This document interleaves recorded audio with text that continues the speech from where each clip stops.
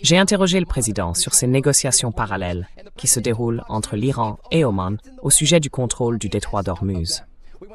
Et le président a déclaré à Fox News, « Si Oman nous gêne, on les bombardera jusqu'à les anéantir. » Nous avons poursuivi sur ce sujet dans mon point vidéo ce lundi après-midi 17 août, depuis Larnaca, à Chypre. Parlons maintenant de l'actualité. Et commençons par la Corée du Nord et Kim Jong-un, qui enchaînent les grandes victoires, les succès, depuis 5 ans. La Corée du Nord et Kim Jong-un ont remporté une nouvelle victoire hier, grâce au président américain Donald J. Trump, qui a parlé de la Corée du Nord et de la Corée du Sud dans une publication sur Truth Social. That he published on Truth Social. Now, yesterday in my video update, Hier, dans ma vidéo d'actualité, j'ai mentionné que Trump avait publié sur Truth une photo de lui et de Kim Jong-un, datant de son premier mandat présidentiel. C'était lorsqu'il avait brièvement franchi la frontière vers la Corée du Nord pour rencontrer Kim Jong-un. À l'époque, beaucoup espéraient qu'on verrait une sorte de rapprochement entre les États-Unis et la Corée du Nord, voire un accord de paix sur la péninsule. Mais le néoconservateur John Bolton a veillé à tout faire capoter. C'était durant le premier mandat de Trump. Il a donc publié cette photo hier. Et maintenant, on sait pourquoi il l'a publiée, en se remémorant sa rencontre avec Kim Jong-un. C'était le message préparatoire à ce qu'il a ensuite publié aujourd'hui. then went on to post today. And in today's post on Truth Social, Et dans le message qu'il a publié aujourd'hui sur Truth Social, Trump s'en est pris à la Corée du Sud parce qu'elle ne suit pas les États-Unis sur la dénucléarisation de l'Iran. Essayez de dire ça 5 fois très vite, la dénucléarisation de l'Iran. Et il n'est pas content que la Corée du Sud ait refusé l'invitation des États-Unis à combattre l'Iran. Alors Trump a une fois de plus eu des mots très élogieux pour la Corée du Nord, beaucoup moins pour la Corée du Sud. Et il a ordonné à Pete Hegseth, le secrétaire à la guerre, de réduire la participation des États-Unis à un prochain exercice militaire conjoint avec la Corée du Sud. Je vais vous lire ce que Trump a publié sur Truth Social. C'est un peu long, mais ça vaut le coup. Compte tenu de ma très bonne relation avec Kim Jong-un de Corée du Nord, je ne suis pas satisfait du fait que les États-Unis aient accepté, il y a longtemps, de participer aux exercices conjoints avec la Corée du Sud.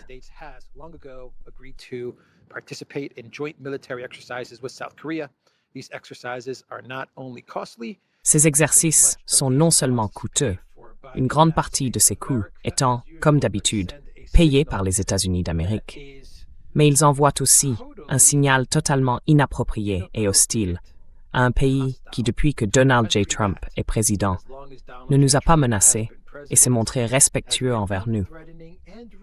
Par conséquent, et compte tenu du fait qu'il est trop tard pour les annuler, j'ai chargé le secrétaire à la guerre, Pete Hegseth, de réduire considérablement les exercices militaires conjoints. Dans un sujet quelque peu différent, j'ai récemment demandé au président de la Corée du Sud s'il souhaitait se joindre à nous pour la dénucléarisation de la République islamique d'Iran. Et il a répondu « Non, merci. » Merci de votre attention sur cette question. Président Donald J. Trump. Je me demande dans quelle mesure cela a à voir avec le fait que la Corée du Sud ait dit « non merci » aux États-Unis sur l'Iran et avec la réduction de la participation américaine à ces exercices militaires. Dans quelle mesure est-ce vraiment lié au fait que l'armée américaine soit trop sollicitée?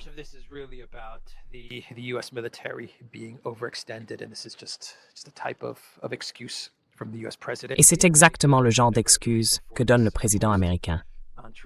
Mais quoi qu'il en soit, quelle que soit la raison de cette publication sur Truth Social, c'est une victoire pour Kim Jong-un. Donc ça, c'était la première publication du président américain sur Truth Social. Oh, je crois qu'il va pleuvoir. Pourvu qu'il pleuve. Pourvu qu'il pleuve. L'autre publication sur Truth Social, dont tout le monde parle, c'est celle qu'il a faite sur l'OTAN du Moyen-Orient. Cette OTAN du Moyen-Orient qui est en train de prendre forme.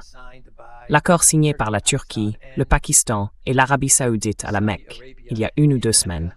Et Trump, ça lui plaît. Ça lui plaît beaucoup. Il est très heureux de voir ces trois pays se rapprocher et prendre en charge leurs besoins en matière de sécurité. To take care of their security needs. Very happy to see that Saudi Arabia, Turkey, Très heureux de voir que l'Arabie saoudite, la Turquie et le Pakistan ont récemment et enfin signé l'accord conjoint de défense de la Mecque. Cela montre comment le Moyen-Orient se rassemble et comment les pays pourront enfin se défendre de manière plus significative.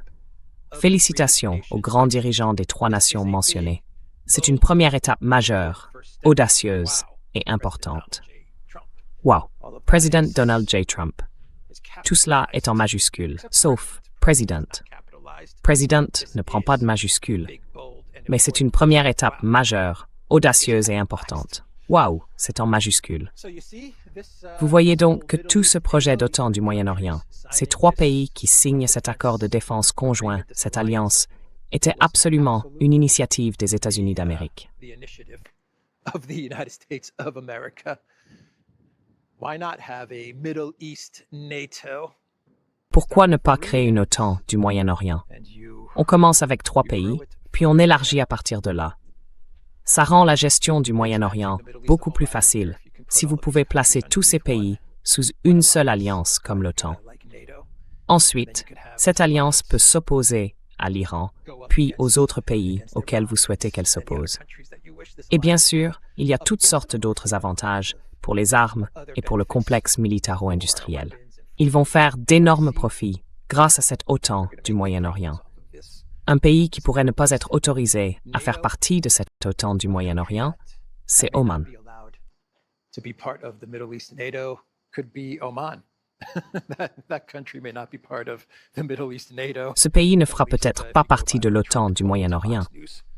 En tout cas, si l'on se fie à ce que Trump a dit à Fox News, où le président américain a admis ou révélé que les États-Unis sont engagés dans une sorte de discussion avec les gardiens de la Révolution, le CGRI, si vous voulez bien le croire. Les États-Unis auraient donc une forme de négociation en cours avec le CGRI. Je ne sais pas si j'y crois, mais Trump a dit à Fox News que si Oman entrave ces discussions, parce que Oman est en pourparlers avec l'Iran sur la gestion du détroit d'Ormuz, si Oman se met en travers des États-Unis et du CGRI, alors les États-Unis vont bombarder Oman jusqu'à l'os. Une déclaration assez incroyable de la part du président américain. Non? Du moins, c'est ce qu'il a dit à Fox News.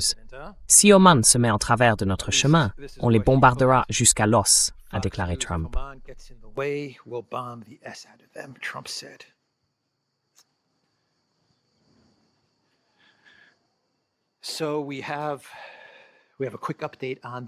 Nous avons donc une brève mise à jour sur l'USS Lincoln, qui doit maintenant être relevé de ses fonctions au Moyen-Orient, dans la région.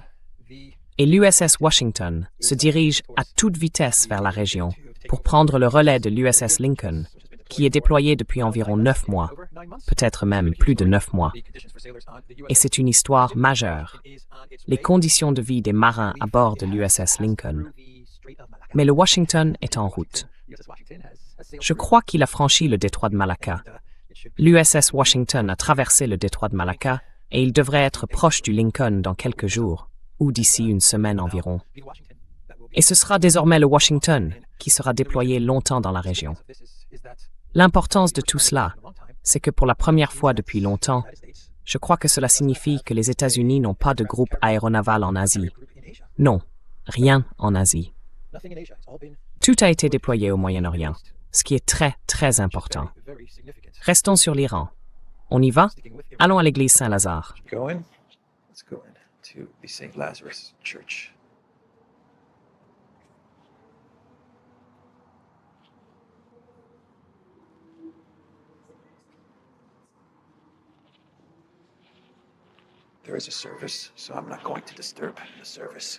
Il y a un office, donc je ne vais pas le déranger, mais je vous ai déjà montré l'église dans de précédentes vidéos. Je suis même descendu sous le lieu de repos final de Saint-Lazare. Allons par là, parce que d'habitude je vous emmène de ce côté, vers la plage. Mais montons dans la vieille ville de Larnaca, dans les quartiers résidentiels de la vieille ville de Larnaca. Donc, MTG, ancienne membre du Congrès, n'a aucune preuve de cela. Elle n'a publié aucune source. du moins pas à ma connaissance, pour ce message sur X. Mais elle affirme qu'à la Maison-Blanche, ils discutent d'une frappe nucléaire contre l'Iran. They are discussing a nuclear strike on Iran. And she put out a very, very long. Et elle a publié un très très long message sur X à ce sujet. Elle y parle de discussions qui, selon elle, se tiennent à l'intérieur de la Maison-Blanche pour lancer une arme nucléaire sur l'Iran. Je vais simplement vous lire les 2 premières phrases de son message sur X. Je ne vais pas vous le lire en entier, parce qu'il était long, très, très long. Il discute de l'utilisation d'armes nucléaires contre l'Iran lors de réunions stratégiques. Oui, vous avez bien lu, c'est réel. Je ne spécule pas. Je sais. Et c'est le mal à l'état pur. Ensuite, elle parle d'Hiroshima, de Nagasaki. Elle parle du conflit entre les États-Unis et l'Iran. Et elle dit que lors de réunions stratégiques à l'intérieur de la Maison-Blanche, il parle d'une frappe nucléaire contre l'Iran.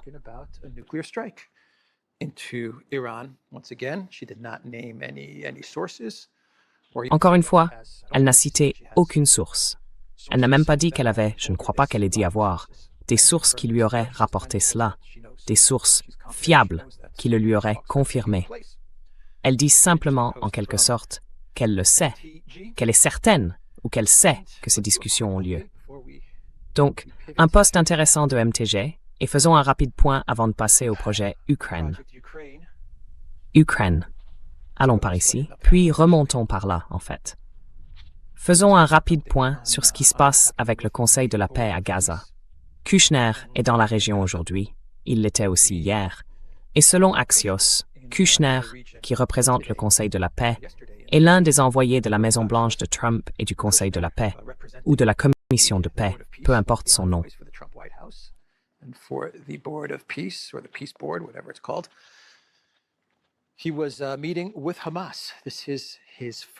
Il rencontrait le Hamas. Selon Axios, c'est sa première rencontre avec des représentants du Hamas depuis l'accord sur Gaza conclu en octobre dernier. Et toujours selon Axios, si vous voulez croire leurs informations, les dirigeants du Hamas auraient dit à Kushner qu'ils vont se démilitariser et désarmer. C'est l'une des prochaines étapes du plan en 20 points pour Gaza du Conseil de la paix. Le Hamas est partant pour désarmer. Disarm you with a smile. The killer in me is the killer in you. Vous savez de quelle chanson il s'agit? Dites-le moi dans les commentaires ci-dessous. Mais oui, Kushner rencontre des responsables du Hamas. Yeah, Kushner meeting with Hamas officials. If Hamas does indeed fully demilitarize. Si le Hamas se démilitarise et se désarme effectivement complètement, comme le prévoit le plan de paix, alors Israël commencera à remplir sa part du plan. C'est en tout cas ce qui est censé se passer. Et on passera à l'étape 2 ou à l'étape 3.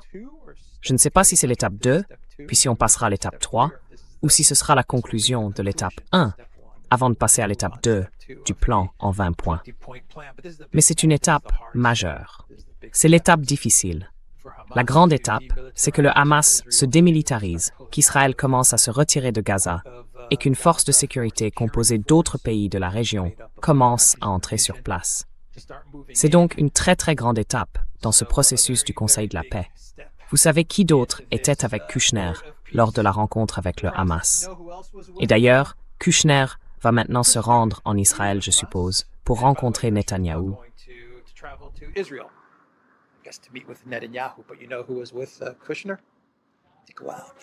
Mais vous savez qui était avec Kushner? Faites une supposition totalement folle. Vraiment, vraiment folle. Vous ne devinerez jamais. Enfin, peut-être que vous devinerez. À votre avis, qui voyageait avec Kushner dans le cadre de ce déplacement pour Gaza, lié au processus du Conseil de la paix? Tony Blair? Oui, Tony Blair, l'ancien Premier ministre britannique, qui est aussi membre du Conseil de la paix. Alors, tournons-nous maintenant vers le projet Ukraine. Hier, nous avons eu une très grande, une énorme attaque de drones contre la Russie. Plus de 800 drones ont été lancés en direction de Moscou. La plupart de ces plus de 800 drones auraient été abattus par la défense aérienne russe. Une attaque absolument massive. L'une des plus importantes, sinon la plus importante, contre la Russie depuis le début de l'OMS. C'est certainement la plus importante de cette année en direction de Moscou, et une installation a été touchée. L'entrepôt, un autre entrepôt de Wildberries. The warehouse, another warehouse for wild berries. And according to Ukraine military, this would Et selon l'armée ukrainienne, ce serait le 7e entrepôt Wildberries ciblé et touché. Le 7e sur 10 qui ont été ciblés et touchés par l'armée ukrainienne. Ils visent clairement Wildberries et cherchent à le démolir. Je le rappelle à tout le monde, c'est l'un des Amazones russes. Il y a 3 grands acteurs du commerce en ligne en Russie. Wildberries en est un, je crois que Yandex Market en est un autre. Et si je me souviens bien, une entreprise appelée Ozon est aussi une plateforme de commerce en ligne de type Amazon en Russie. Mais Wildberries est celui qui, pour une raison ou une autre, est visé et touché. Un autre Wildberries, juste à l'extérieur de Moscou, a été touché lors de cette importante frappe de drone, mes amis. in this big drone strike, my friend.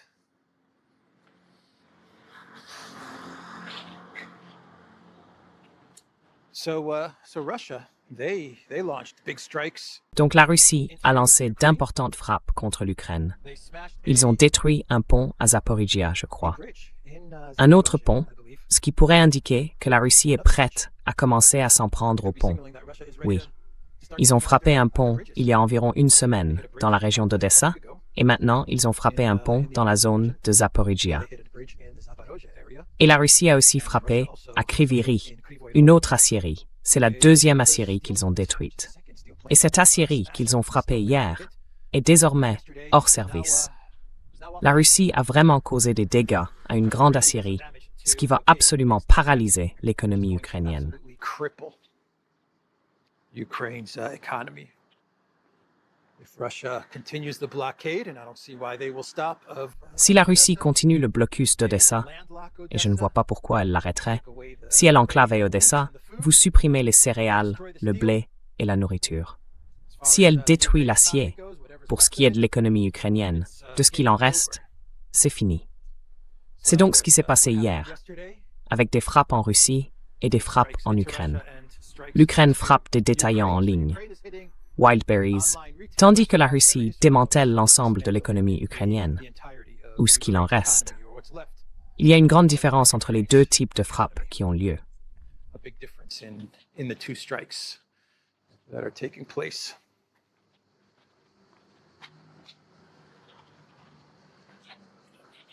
Attica Hotels. Attica Holidays. Enfin, Attica Holidays, pardon. Je pensais que c'était un hôtel. Apparemment non. Hotel. Guess not.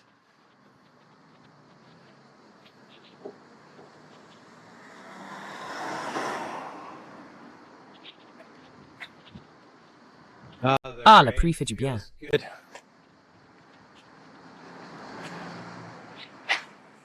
Anyone hungry? Let's Qui a faim? Continuons et tournons-nous vers.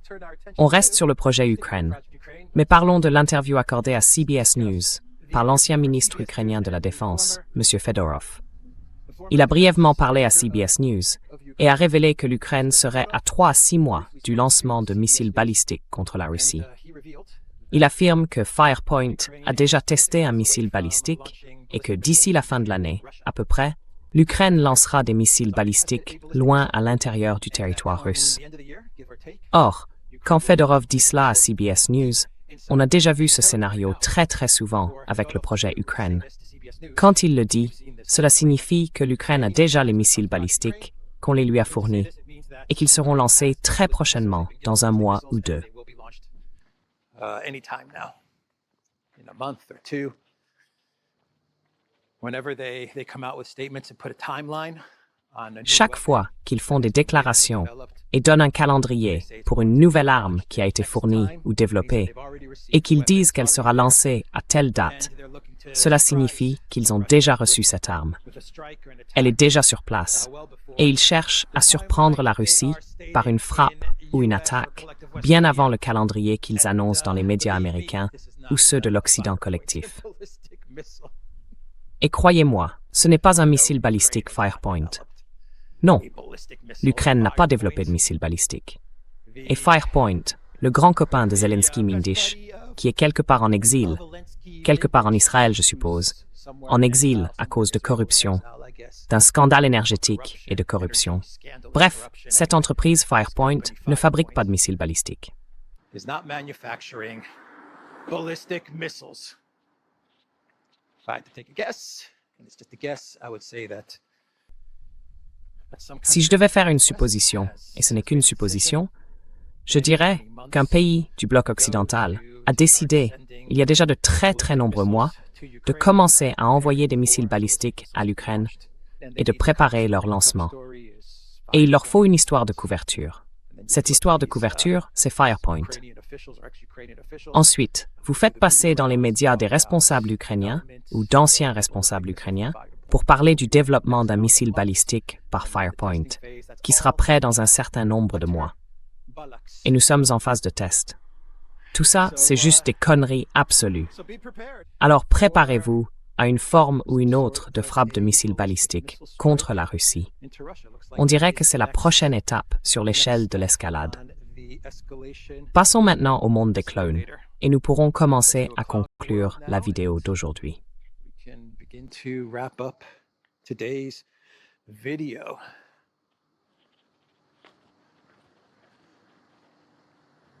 Did you guys see the post from Vous avez vu le post de Trita Parsi où on lui a envoyé une image. Je ne peux pas confirmer ça, mais il a publié sur X qu'on lui avait remis cette image, envoyée par des militaires américains dans le golfe Persique. Ils ont griffonné toutes sortes de messages dans la poussière sur un volet d'avion. Et pour moi, si c'est vrai, ça montre que les militaires américains, que l'armée américaine dans la région, sont bien conscients de la propagande, des mensonges et de la farce que représente ce conflit avec l'Iran. Ils n'aiment pas ça. Ils n'aiment pas ça du tout. Parmi les messages griffonnés sur ce volet d'avion poussiéreux, il y avait « Sois un bon gars et fais ce qu'Israël te dit ». Je ne pense pas que ce soit gare, mais bon, le mot gare. Opération Führer Epstein. Accord de paix imminent. Tout ça pour la Terre Sainte. Ce sont quelques-uns des messages qui figureraient, selon les allégations, sur cette image, sur ce volet. Bref, je voulais vous le montrer, parce que cette image circule énormément sur les réseaux sociaux. This image is being shared a whole lot on social media.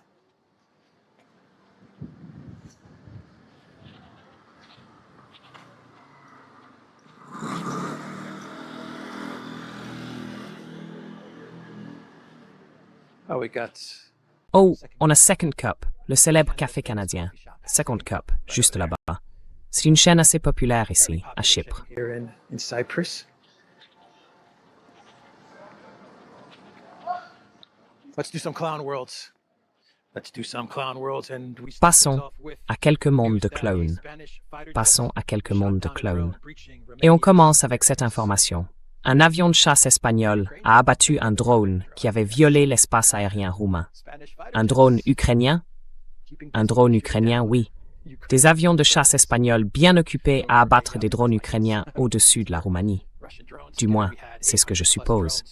Je ne pense pas qu'il s'agissait de drones russes, Moscow yesterday. étant donné qu'on a vu plus de 800 drones voler en direction de Moscou hier. À qui pouvait appartenir ce drone? We have Latvia. On a la Lettonie. Minister of Latvia. Le premier ministre letton, M. Goldberg, a déclaré à Politico Playbook que la Lettonie voulait 7 milliards d'euros. Latvia wants 7 milliards d'euros de l'Union européenne. 7 milliards sur le budget de lui-même. billion euros Je crois que c'est sur les 7 prochaines années, from the dans le European cadre du budget sur 7 ans, que l'UMICIBEM est en train d'élaborer, budget. et qui s'élève à quelque chose comme 1000 ou 2000 milliards d'euros. 7 years, the 7-year budget that the EU is putting together, which is something like 1 trillion or 2 trillion.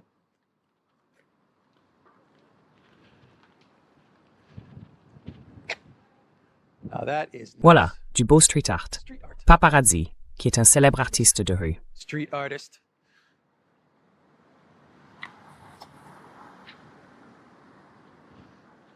So 7 billion is what they want from the EU in order to be compensated. Donc, ils veulent 7 milliards de dollars de l'Union européenne pour compenser une facture de défense plus élevée, And the economic un budget et des coûts de défense plus élevés, Russia. ainsi que les retombées économiques des sanctions contre la Russie. Vous voyez? Vous voyez comment ça se passe? Vous voyez comment ça marche? La Lettonie réclame maintenant 7 milliards d'euros à l'Union européenne pour être compensée des sanctions contre la Russie. Quelle arnaque! Quelle arnaque! Peut-être que le Premier ministre letton n'aurait pas dû dire ça aux médias. Ces choses-là, Monsieur le Premier ministre letton, devraient rester entre vous et Ursula, n'est-ce pas? On ne devrait pas parler de ces choses aux médias. Bref, nous avons encore un exemple de ce monde de clowns, et nous allons rester sur l'Union européenne.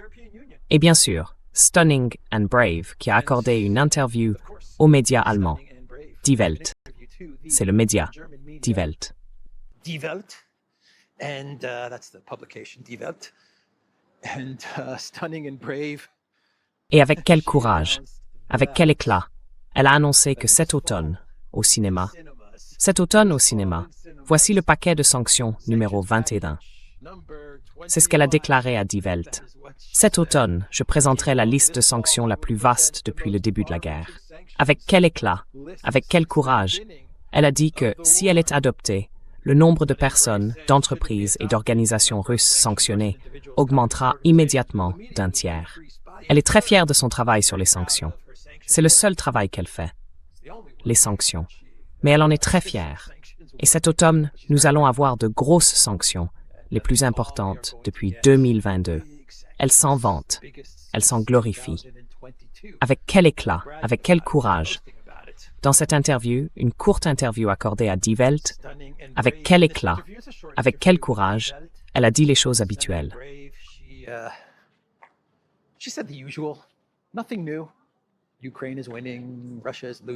Rien de nouveau. L'Ukraine gagne, la Russie perd, l'économie russe est en plein désordre. Nous devons poursuivre les sanctions. Nous devons continuer à faire monter la pression, parce que les sanctions nuisent à la machine de guerre de Poutine. L'escalade nuit au régime de Poutine. Et tout cela finira par amener Poutine et la Russie à la table des négociations, ce qui veut dire capitulation. Chaque fois qu'ils parlent d'amener ou de forcer la Russie à la table des négociations, ils veulent dire la reddition de la Russie. Donc cette interview n'était que la même chose, encore plus de discours délirants. Et je suis convaincu à 100% que Kallas, Ursula et de nombreux responsables de l'Union européenne croient réellement qu'il y a une impasse sur la ligne de front, que l'économie russe est en lambeaux et que l'Ukraine gagne tandis que la Russie perd.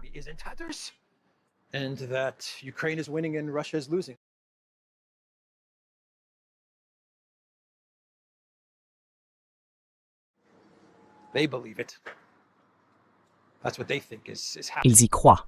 C'est ce qu'ils pensent être en train de se produire. Et donc, ils font ces déclarations en pensant que la victoire est imminente. Je vais m'arrêter là pour cette vidéo. theduran.locals.com. Nous sommes sur Rumble, Telegram et X. Allez faire un tour dans la boutique du Duran. Prenez quelques articles. Tous les liens sont dans la description ci-dessous.